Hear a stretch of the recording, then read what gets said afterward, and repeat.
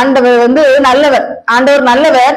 ஆண்டவர் சில இடங்களை தீட்டுப்பட விட மாட்டார். தீட்டுண்டா? ஆமா, தீட்டுண்டு.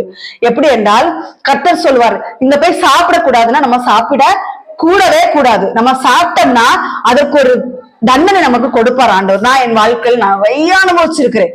அதனால கர்த்தர் நாவுகளுக்கு ஒரு கட்டுப்பாடு வேண்டும். கண்ட இடமெல்லாம் போய் சாப்பிடக்கூடாது. கண்ட இடம்லாம் போகக்கூடாது. யார் வீட்டுக்குள்ளேயும் போக கூடாது. வந்தவங்க போனவங்க யார் வீட்டுக்குள்ளேயும் போகக்கூடாது.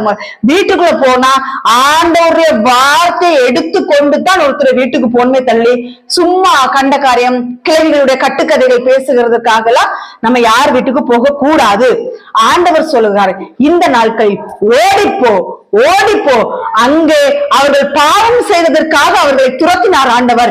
இங்கே நீ பாவம் செய்து அழிந்து விடக்கூடாதுங்கிறதுக்காக லோத்தை ஆண்டவர் விரட்டுகிறார். லோத்தின் குடும்பத்தையும் லோத்தின் குமாரத்திகளையும் விரட்டுகிறார். ஆனால் லோத் அங்க சொல்கிறத வாசிப்போமா? 19வது வசனம், உம்முடைய கண்ணில் உமது அடியனுக்கு கிருபை கிடைத்தது. என் பிராணனை காக்க தேவரீர் எனக்கு செய்ய கிருபை பெரிதாக விளங்க பண்ணிரு. மலைக்கு ஓடி போக என்னால் முடியாது. ஆண்டவரே, என்னால் முடியாது. எனக்கு இந்த பாவத்துல இருந்து வெளியே வர முடியாது. உங்களால முடியாது. ஆண்டவர்கிட்ட கேக்குறீங்களா? பாவத்துல இருந்து விடுதலை தங்க ஆண்டவர் தருவாரு. ஆண்டவர் சொல்றாரு, வெளியே வா. ஓடி போனா போயிடணும். வெளியில பானா வந்துடணும். அதுக்கப்புறம் ஆண்டவர்கிட்ட இவனை போல பிளேமா போல